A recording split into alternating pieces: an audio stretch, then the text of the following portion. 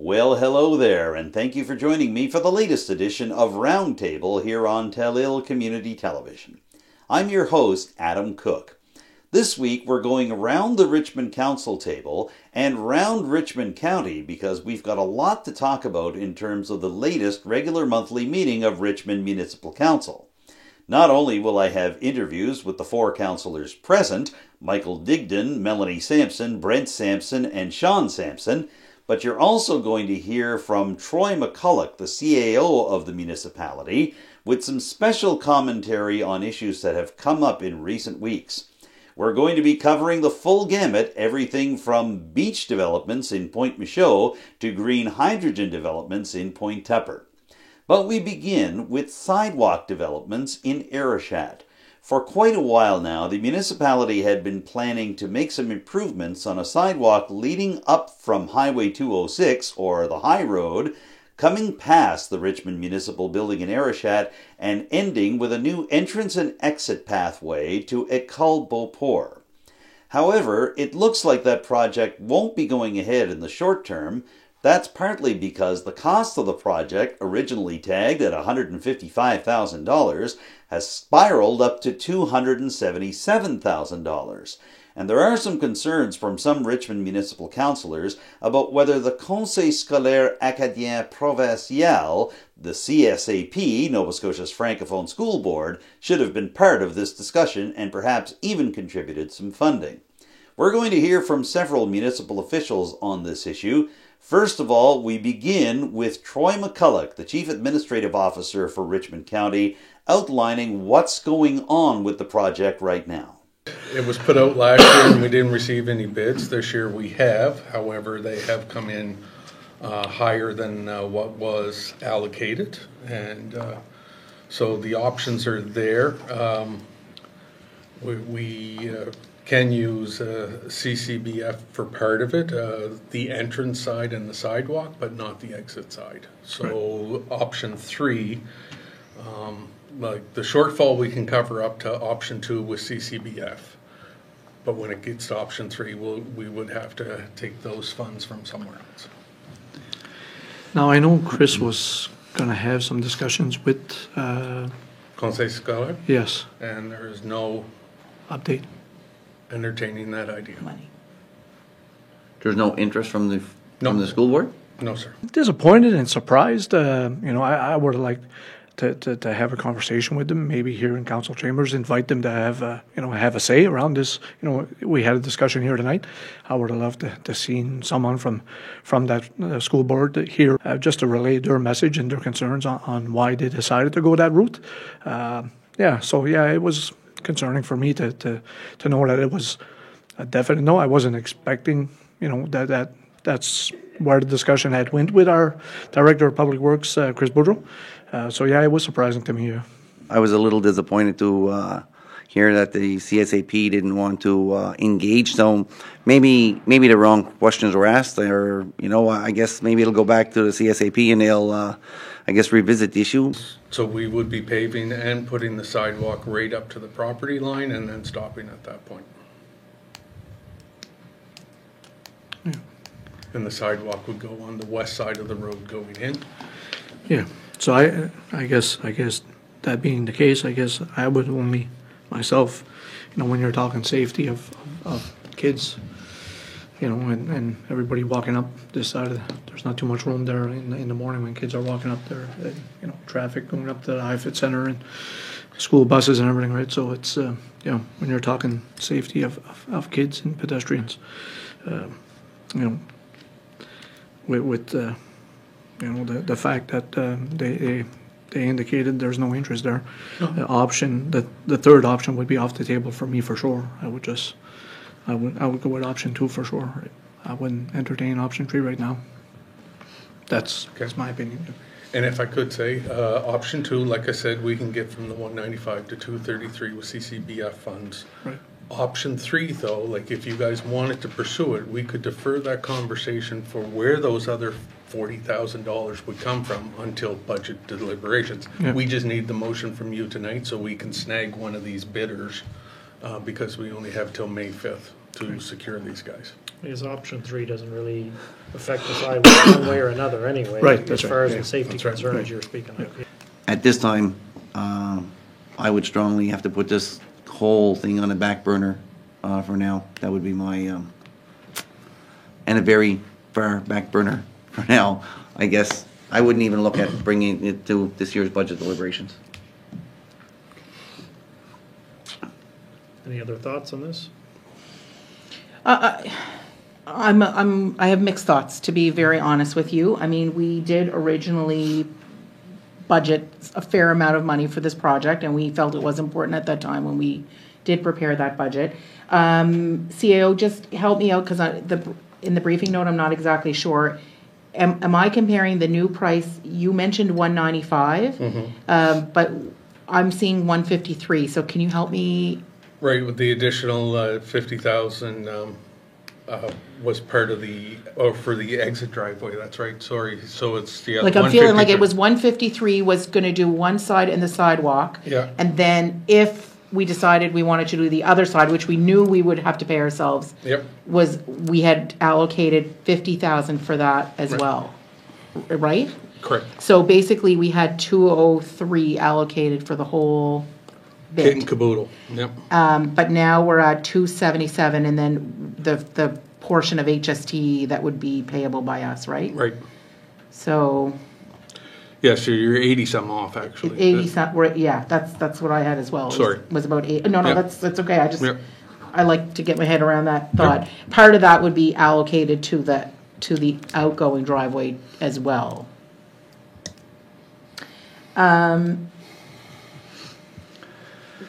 What is I know when we had budget deliberations,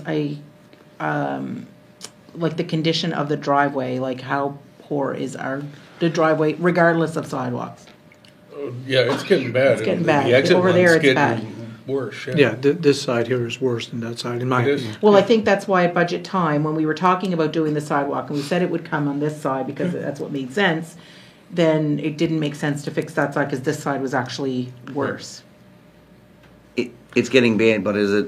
And again, I'm looking at a complete asphalt paving and driveways and everything else, and the holes are there. But is it at the point where it can't be hot patched, or is it at the point where it can't be? It could be patched. patched over the top. We could be. It's just you're not gonna pave this or put a sidewalk in without Right. paving. Oh, that, right? 100%, So, 100%. But this stuff Yeah.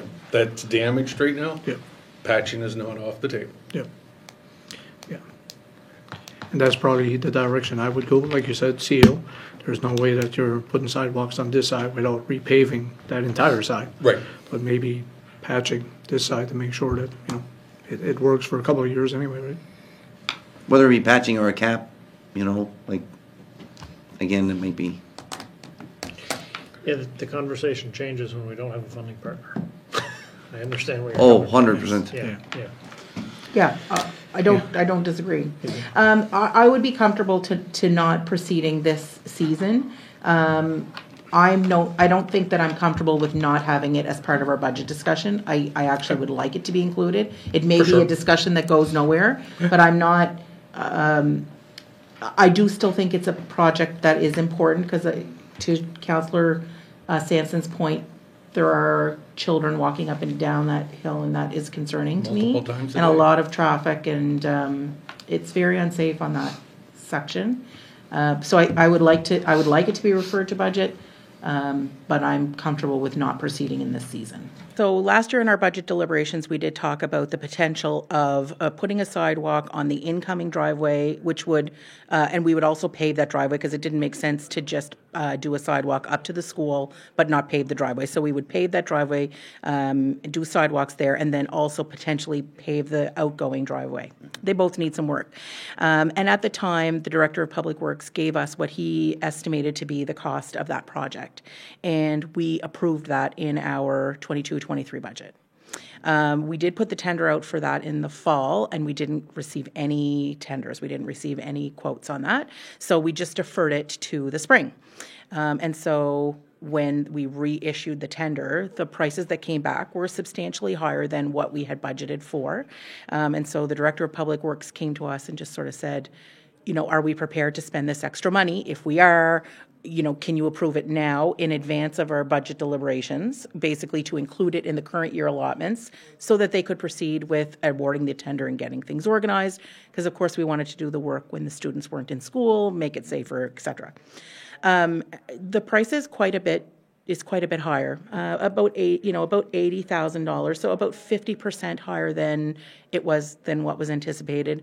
In addition to that, not all of that increase could be funded through the CCBF funds, so through the Canada Community Builder Fund. I always say it wrong, but people know it as gas tax. So, yes. You know, we can't fund it all through there. So some of it will need to come out of operations. And, you know, as another note that was on our agenda, we're facing some substantial cost increases with the RCMP. And I'm just not in a position where I felt that we were ready to make a decision of that magnitude in our operating budget. So that's why I said, let's defer it for the spring, but let's talk about it at budget. And the reason I suggested it kind of come back to the budget table was that Councillor Digdon just felt like we should just put it on hold kind of indefinitely. And I wasn't comfortable with just saying no, because I am concerned about the state of the roadway, but particularly like the students walking up and down that hill all the time, and their safety is concerning to me.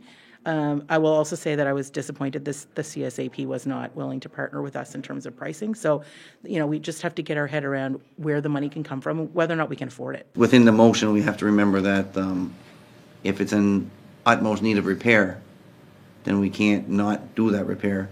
So just because right now there's a big crater in the middle, I know we said we're not paving it, but we also have to assume that if it becomes dangerous, that we're willing to fix it. But that's part of our budget discussion. Like this, but conversation right now is about this project that we've already tendered. Yeah, small Needing the ma- money Which is to not get the what we're tender. talking about doing. Yeah, and small maintenance wouldn't have to come to us anyway. That We can make it happen. Yeah. Could be Good. significantly priced, so. all those in favor of the motion to not proceed with this, however, to refer it to budget discussions, signify by saying aye. Aye. Those opposed, nay. Motion carried. Your thoughts on how the conversation went out and why you voted the way you did when the final motion came up? Yeah, for me, Adam, I mean, this was brought to me, you know, early in our term, where, you know, some parents called me with concerns of kids walking up and down this side of our building, buses going up, people going to the High-Fit Center, constant traffic, and kids just walking up and down there early in the morning and at dinner time, going to the local stores and whatever and coming back. So that was a concern right from the start from some parents. So for me, it's always been on the radar for me to try to address that issue. I mean, when you're talking safety of kids and safety of individuals walking up there, then, you know, it's hard to put a price tag on safety, right? My concern, I guess, was initially for the safety of the students and the safety of the public that do walk up and down. And again, the driveway is very narrow. Adam, I guess one thing we have to consider as counselors is that we're here for the safety of the students, but we also are here to I guess protect the funds of the taxpayers. So we can't pave somebody's whole establishment and put a walkway all the way there without I guess them feeling some of the burden or some of the cost. There was a time when this project was coming in at a cost of $155,000. We're hearing tonight that it shot up to $277,000 if all the pieces are put place for that particular strip and the entrance and exit. Your thoughts on the idea that this cost escalated so fast to the point where it needs to be postponed, at least for the short term? Yeah, I guess with everything hitting us this year with the RCMP budget coming in and all the extra cost, we definitely have to be careful. The last thing we're looking at doing is having an increase in taxes, and we'll only know that, I guess, when budget deliberations hit us. But again, to look at repaving and putting a sidewalk in at a cost of $200,000 to $300,000 is a huge chunk when initially we were only looking at 100 and some. So yeah, I think taking a back seat and revisiting this issue is probably the best choice of action. One last question for you on this, and I mean, answer this any way you want or not at all. What is your opinion on the general progress of sidewalks through Arishat at this point, just the overall project?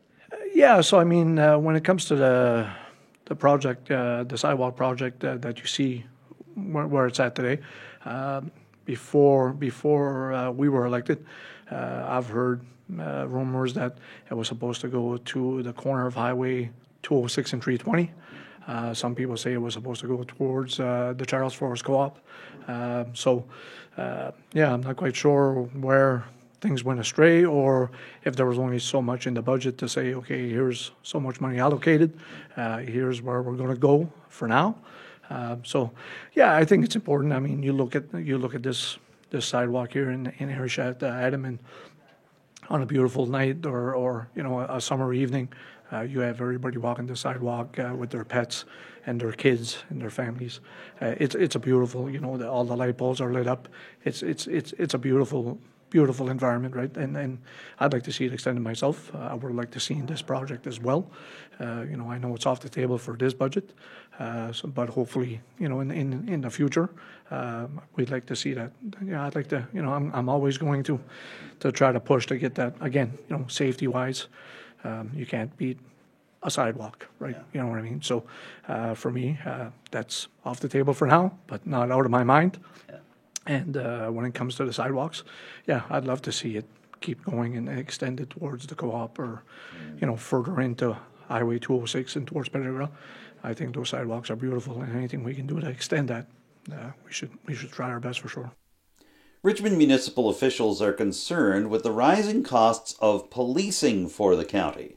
And specifically, they're not happy with the federal government's recent announcement that it would not absorb retroactive policing costs and will instead hand those off to municipalities. So, Richmond Warden Amanda Mumbercat will be signing her name to a proclamation that was approved by Richmond councillors at the latest regular monthly meeting in Arishat.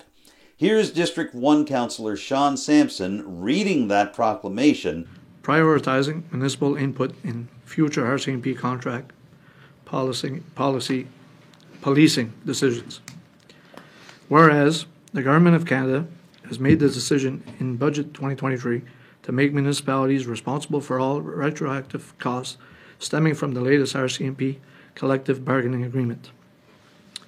And whereas these extraordinary one-time costs, which in some jurisdictions amount to millions of dollars, will cause significant hardship for communities and residents across the country, and were negotiated without meaningful consultation or a seat at the table for the municipalities responsible for paying the bill.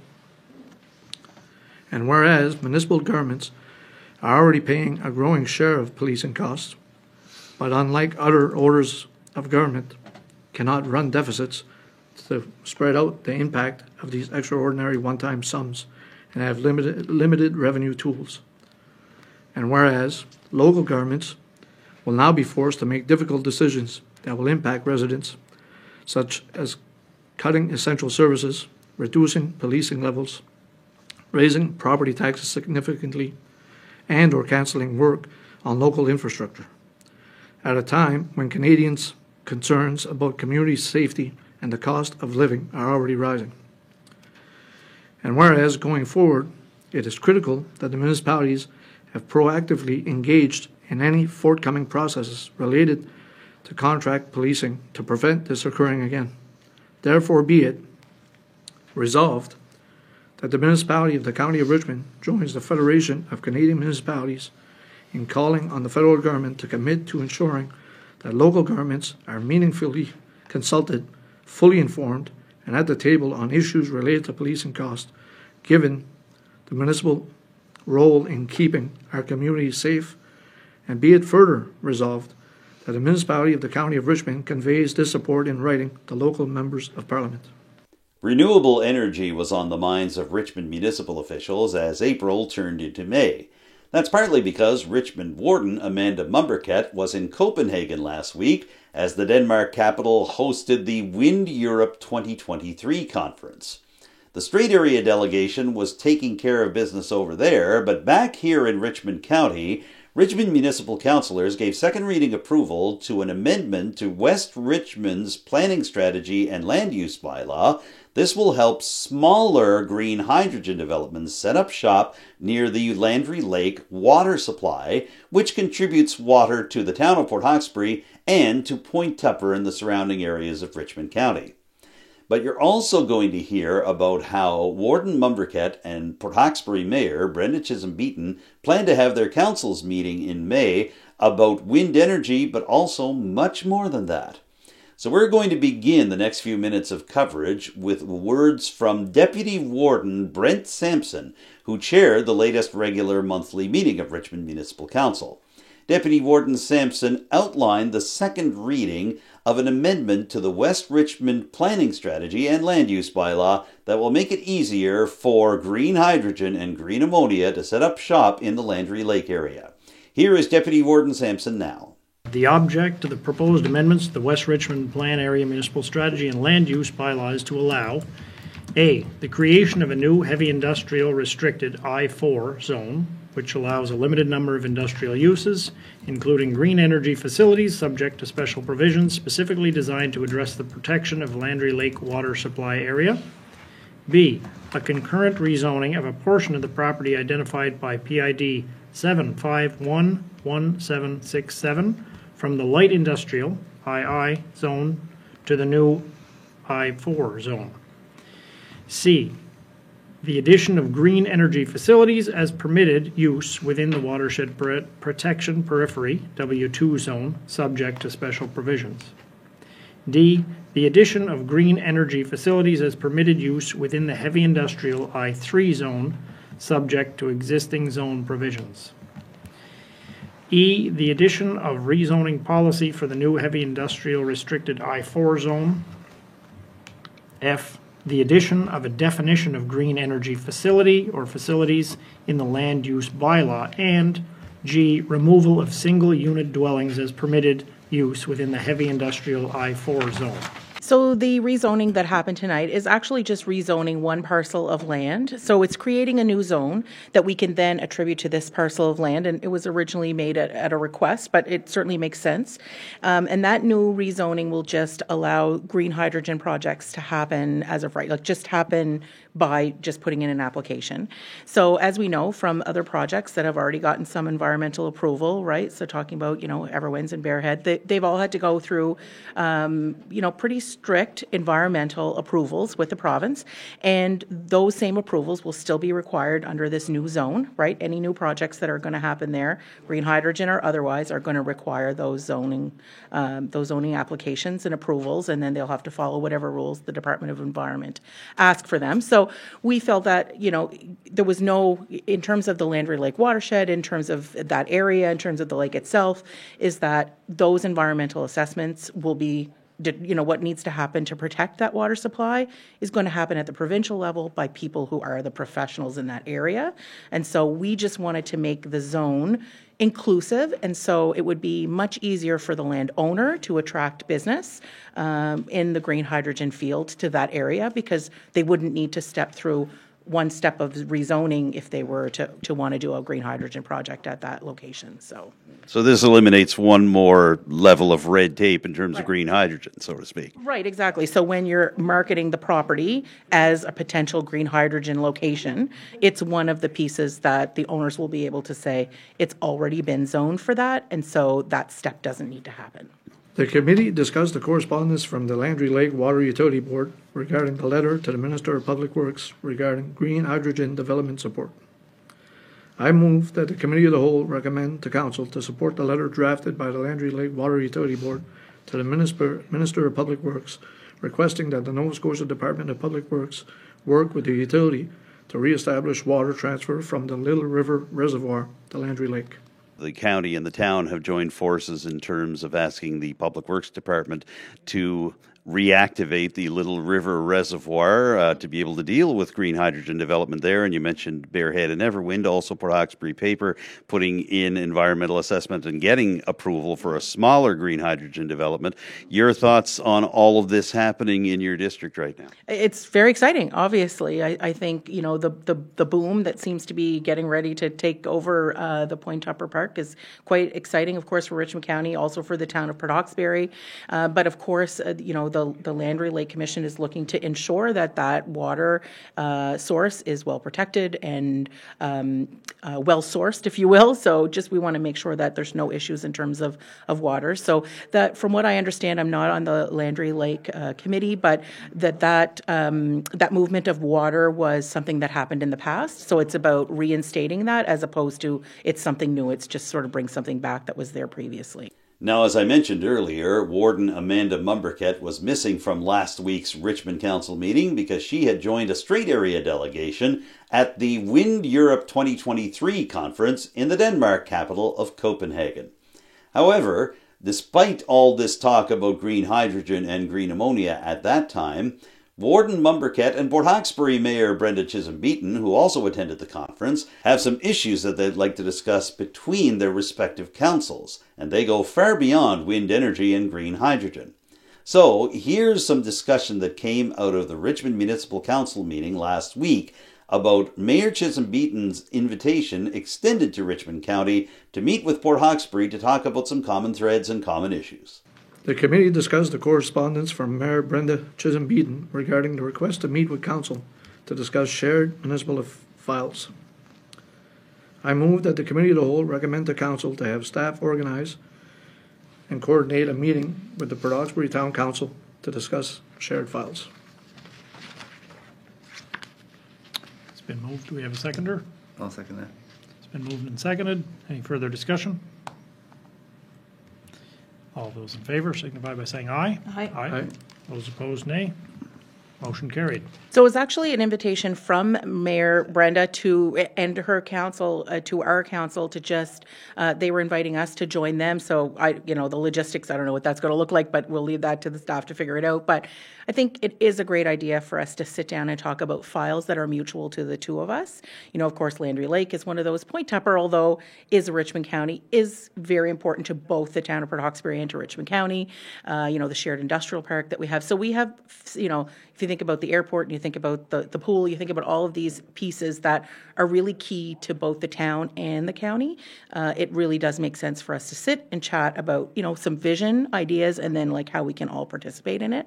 That's what I expect the meeting to look like. I mean, we'll see. Brenda has invited us, so Mayor Brenda has invited us, so we'll see what topics come up. You're watching Roundtable here on Telil Community Television. I'm your host, Adam Cook. Over the next few minutes, we're going to take some time to look at communities in eastern Richmond County and how they're being impacted by decisions made at the most recent regular Richmond Council meeting. For starters, over in Point Michaud Provincial Beach, there's been some infrastructure over the past couple of years to help people with accessibility and mobility issues. However, the council has now approved spending to be able to build new infrastructure and make better use of existing facilities at Richmond County's Point Michaud Beach, so that people wanting to get a little closer to the shoreline but not necessarily able to do that due to the use of their wheelchairs might have a better chance at seeing the waves coming in this summer. This is from the Director of Public Works as well. I'll read this out. The purpose of this briefing note is to seek council approval of additional CCBF funds in order to proceed with the award of the tender for the Point Michaud Beach building. The capital investment plan approved with the 2022-2023 municipal budget included $40,000 from the CCBF for the design and construction of a new building at Point Michaud Beach to house recreational and accessibility equipment. There is approximately $36,900 remaining in the 2022-2023 budget to put towards the building construction. The tender closed April 20th with a low bid of $62,248.07 plus HST, or approximately $65,000 net of HST rebate. Staff are seeking council approval to commit an additional $28,100 from CCBF funds in the 2023-2024 budget in order to cover the cost of the building. In order to be ready for the summer activities, we are seeking approval to proceed prior to the approval of the 2023-2024 budget. So I know discussion in the past, a lot of it had to do with the building being pretty well at capacity, and then now, especially with some of the new mobility equipment, I'm sure it would be well beyond. So there is a building there now, but the Recreation Department spoke to us, I believe, in our initial budget a few months after being elected, about how they're kind of constrained with that building as to the amount of space. They're really sort of, there's limitations there, and there's no room for expansion. So we have some great programs going on down there between the surfing and so on, and the lifeguard program, and they all use this building in the summer. Moving forward as well, the Moby mat and that equipment, there'll be additional need for storage there. So even prior to the Moby mat being purchased by the municipality 2 budgets ago, this was brought up as an issue. And so it's been a little bit of a long process, permitting throughout the province and so on.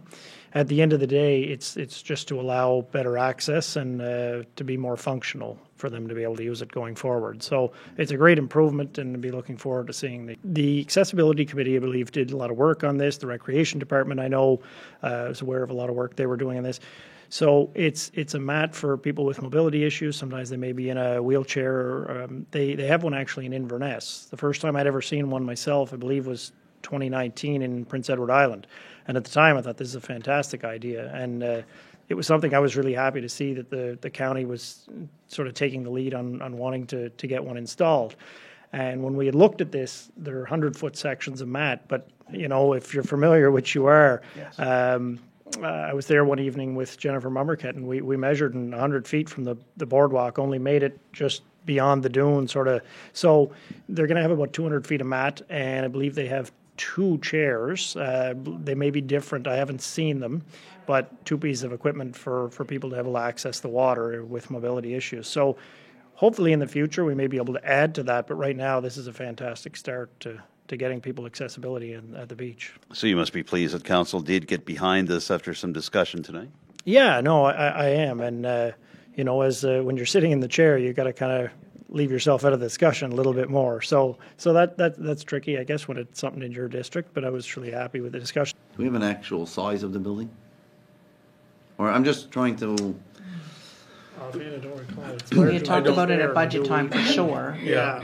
At the time, I think Laurier, I believe, had given us the size. But there were drawings. Yeah. Sorry, I can't tell you. And is it, I don't know, I'm just looking at, that's, you know, that's a 50% increase in cost. I know, and I don't like to hold on to this any longer, but I do know that, you know, material has increased astronomically the last 6 months, but it's also on its way down now, very quickly. So you know, just the 2x6 that was, or 2x4 that was $7 a month and a half ago is now $3.99. So I don't know how to proceed with this. I hate to say send it back for another quote, but I also don't like looking at a cost of an extra $28,000. No, I can understand that. And that was the low bid. And that was the low bid. And the only reason I asked, because I just quoted one tonight quickly before coming in. I know it's got to go through the process, but I just called local contractor and I said a 24 by 30 building. And again, I don't know what's included in all this building, so I'm just going to put it out there. 24 by 30 building, either on a slab or on blocks. Not just, you know, framed garage door, windows, man door, 30 to 36,000 complete. Well, you So should- again- you should hire that person right away. 'cause Well, also again, I'm that's just a quote throwing, and they I'm just don't look throwing it like out that. there, right? And I was it's gonna say, I guess they had the opportunity to put a bid in on this tender. But, true, and again, the tender And may have some- went in though when the prices were really high. yeah, no, and that could be the case. I guess some of the issue here too is we've kind of bumped this a couple of times now, Yeah. because I believe this came up in our very first budget, right? And likely part of the issue there was building costs. I don't doubt that for a minute. I don't know the specifications offhand on this, because I remember we had dealt with that at budget time, and that's why we had allotted a certain amount towards it. And not that I don't want to see it done, because it's definitely required and it's needed. It's just that what cost. Yeah, and I think part of the problem, if we delayed it, if we lose another season, I don't know that there's any guarantee it's gonna come in a lot less next year, if it is something we definitely want to proceed with. But I don't think any of us were happy to see that the costs were coming in much higher than originally anticipated. It's the nature of what's going on lately, although I do understand some materials are starting to come down.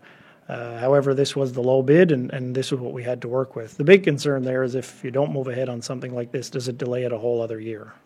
Wouldn't be ready for the summer, so yeah. Exactly, yeah. I'm inclined to proceed with the project because it is something that has been identified as necessary. And if we don't proceed and we don't have the space, then we might find ourselves not able to offer certain programs that have become a staple right at the beach in terms of like the surfing programs or whatever. And also, I certainly would not want to see any of the accessibility equipment or mobility, that's such a valuable tool to allowing all our residents to access the beach. So I would be prepared to make a motion to proceed by increasing the budget from the CCBF funds.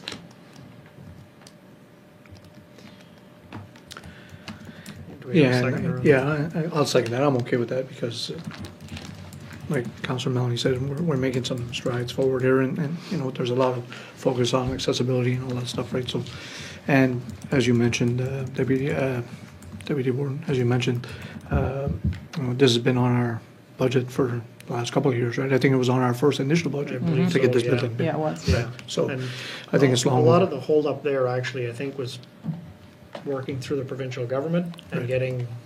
getting all the things lined up.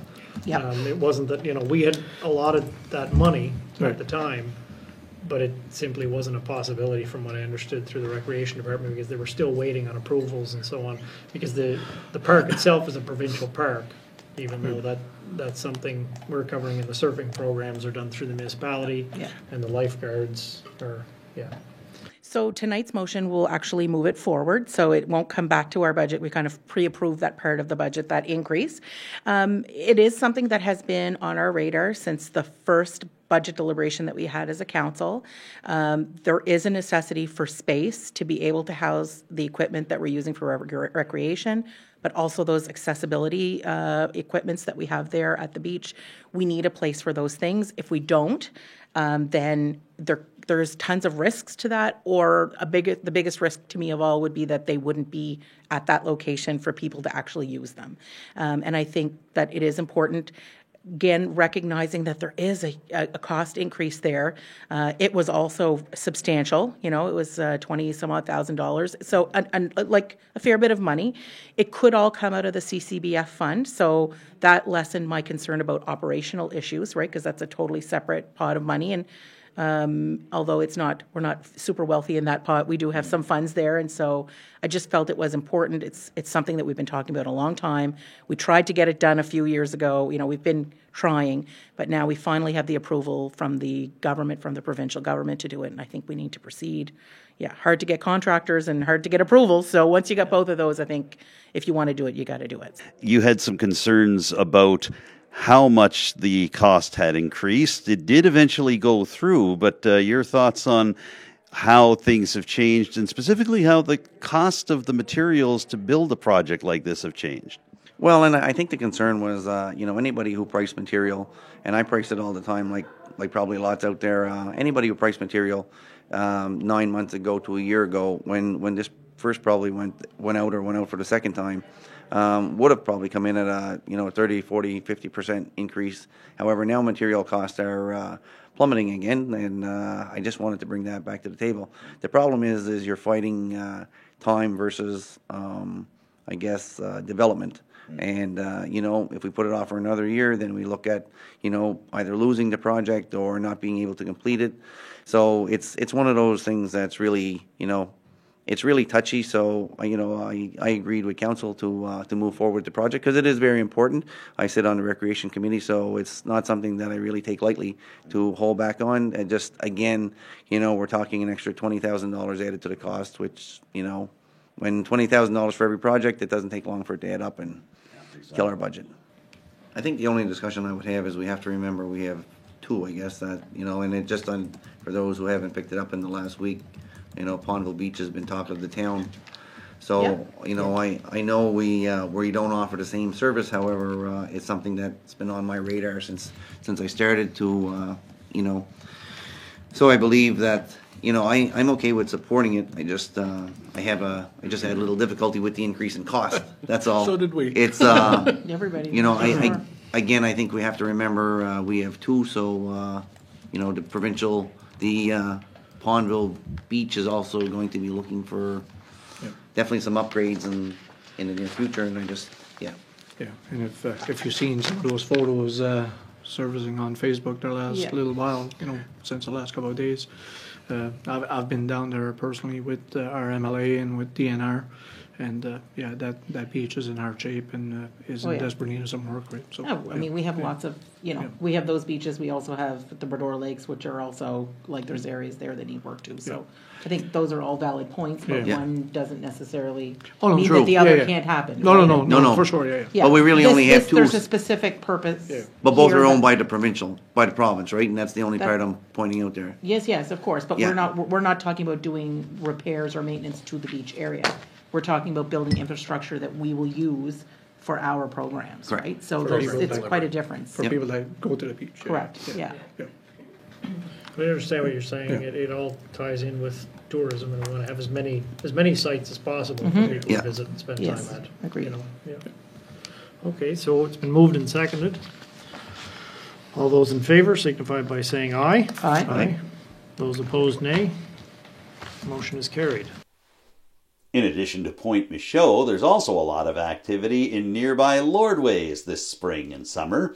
In Lordways, there's a brand new group that's setting up shop to study the genealogy of Acadians that have lived in the community for many years. And as well, there's been an invitation sent out to Richmond Municipal Council to try to bring municipal representatives to a special Catholic Mass service in September that will help Holy Guardian Angels Parish honor its 200th anniversary. You're going to hear from that right now as we get a listen to Deputy Warden Brent Sampson, whose District 5 represents Lordways and the surrounding communities. Attention Warden, councillors and staff, on January 8th, 2023, the faith community of the Holy Guardian Angels Parish gathered to celebrate the anniversary of 200 years as the 9th parish within the Diocese of Antigonish. Our theme for the year-long celebrations is Ancestry, Faith and Family, dedicated to the ancestors who were the pioneers in this journey. We are especially grateful to the many families who contributed to the display of nearly 70 family banners which adorn the walls of the church, serving as a reminder of sacrifice and commitment to the building of our faith community. There are any number of events during the year which will bring friends and family together, celebrating our heritage. On Sunday afternoon, September 3rd, 2023, Bishop Wayne Kirkpatrick will join with parishioners of Holy Guardian Angels Parish in a Mass of Thanksgiving starting at 3 p.m., followed by a meal at the Lordways Community Centre. This occasion is a special opportunity for us to acknowledge the contributions made by individuals past and present to the educational and spiritual growth of our faith community. On behalf of the Holy Guardian Angels Parish, I wish to extend an invitation for you to join us in September as we pay tribute to our ancestors in thankful praise and in offering support for future generations. Sincerely, Stephen Sampson, Chair, 200th Anniversary Planning Committee. So that's just some information for everybody. It's something coming up. The banners are quite beautiful to see. It's something was done, I believe, with the 175th anniversary as well. I remember years ago they'd done something similar at the time. The committee discussed the Lordways Acadian Heritage Society grant request for Type 2 Startup Activity Grant Funds in the amount of $500.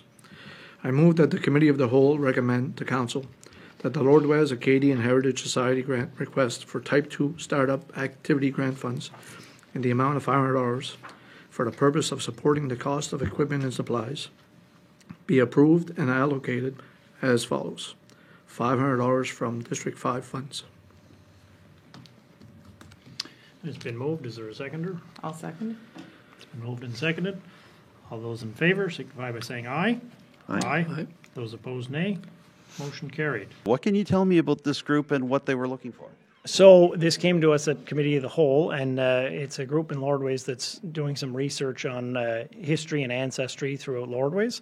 And what it was startup costs, basically. They figured out some of the things they would need, a laptop, a printer, just a few simple things like that, and we're asking the county if it was possible for them to give a bit of a helping hand in getting the ball rolling on this. So especially with the 200th anniversary celebrations, it all ties in really well. And we haven't gone to budget yet, but we had decided to, it was a small enough amount, and I was more than happy to see it come out of the District 5 funds.